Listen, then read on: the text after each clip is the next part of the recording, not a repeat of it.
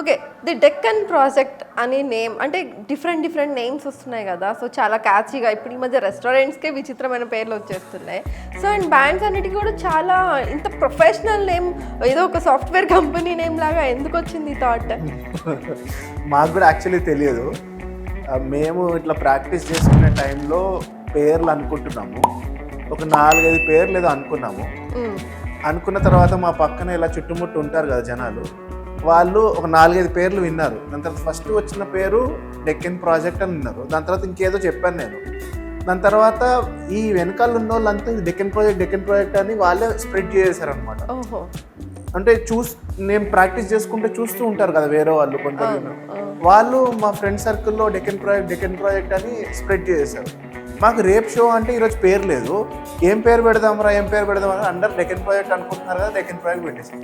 So, అలా పేరు వచ్చేసింది. పోన్లేండి, అంటే ప్రాజెక్ట్ మనది ఇంకా బయటికి రాకముందే ఆ పేరు బయటకు వచ్చింది. లిటరల్గా రేపు మాకు షో ఉంది, అడ్వర్టైజ్మెంట్ చేయాలంటే పేరు లేదు. సరే ఇప్పుడు ఏం చేద్దాం, మాకు పేరు కూడా ఏమో తట్టట్లేదు, డెక్కన్ ప్రాజెక్ట్ అని. సో, ఇప్పుడైనా అనిపించిందా మారుద్దాం అని ఏదన్నా? ఇదే అదేం లేదు. ఇంకా అసలు మారడానికి డెక్కన్ అంటే ఈ ఏరియా, ఈ రీజన్ని డెక్కన్ ప్లాటూతోని కంపేర్ చేస్తారు కాబట్టి డెక్కన్ అంటే ఈ రీజన్కి కొంచెం సింబాలిక్గా అని అనుకున్నాం, కానీ రియల్గా ఇదే పెడదామని ఎప్పుడు అనుకోలేదు. అది బై ఛాన్స్ వచ్చేసింది అంతే. ఓకే.